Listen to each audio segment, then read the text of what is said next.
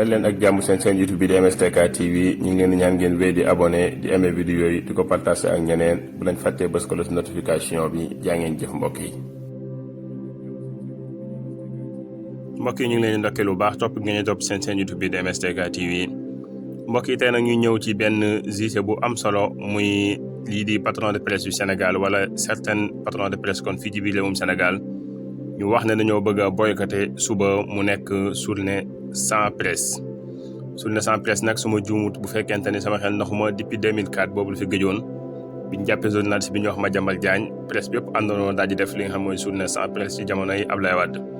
waaye nag li fi Macky Sall toog yëpp ak li fi xew lépp mosu fee am waaye nguur gu bees gi ñëw na léegi ñi nga xam ne ñooy patron de presse yi nee na dañoo am jafe-jafe ak nguur gi mooy lan lu jëm ci wàllu l'impôt. patron de presse yi daal li fi xewoon ci nguuru Macky Sall bañ fee jàpp ay nit leen rey bëccëgu ndare kàmm ñi di ko gis kenn déggu fi patron de presse yi génn yee ci yàbbi jafe-jafe yi journalistes yi am seen journalistes ak seen jeune rapporteurs yi ak caméraman yi jafe-jafe yi ñu am génnuñ patron de presse yi wax ci waaye comme que laal nañ seen poste daal mu jëm ci wàllu impôt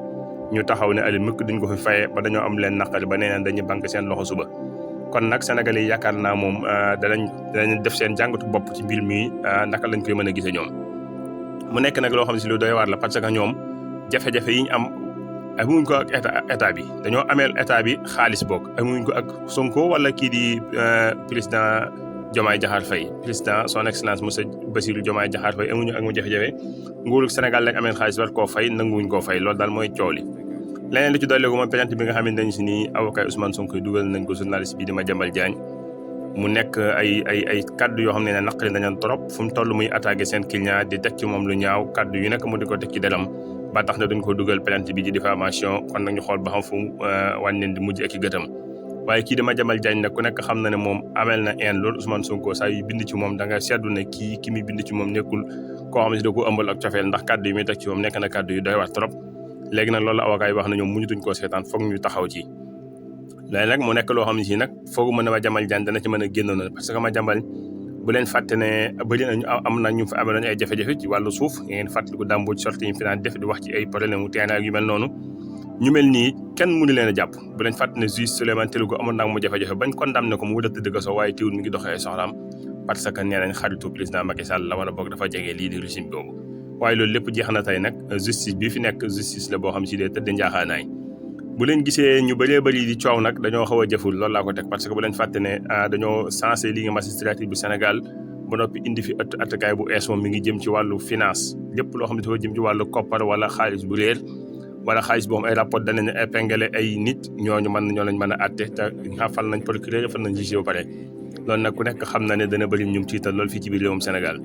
waaye daal ñu maase xam ne état bii état bu jub la ak jubal ak jubbanti redressement fiscal képp ko ameel nguur gi xaalis da nga ko fay loolu moo wéy boo ñëpp bàyyi ko xel parce que ñoom wax nañ ko ci caaxaanuñ ci waaye patron de presse bi nag bu fekkee ku mel ne E-Media groupe boobu dañoo am jafe-jafe ku ñu wax Abdoulaye Sylla bu Ecotra moo am ak ñoom jafe-jafe parce que dafa ne dañoo jox xaalisam bu bëri lu xaw a jege 2 milliards lañ wax ne waaye leneen li ko gën a jaaxal mooy lu ëpp 800 millions yoo xam ne si dana meng wala boog dañ koo tuxal def ko ci loo xam ne si yëgaluñ ko ba d'accord ci ba plainte bi ñu ngi koy traité fële ca cybercriminalité su ma juumul foofu lañ ko yóbbu plainte bi mu nekk ay jafe-jafe yoo xam ne si ëttu taskatu xibaar yi ñu ngi koy jànkonteeg ak ñi nga xam ne dañ si ñooy seen i bailleur mooy ñi doon seqal business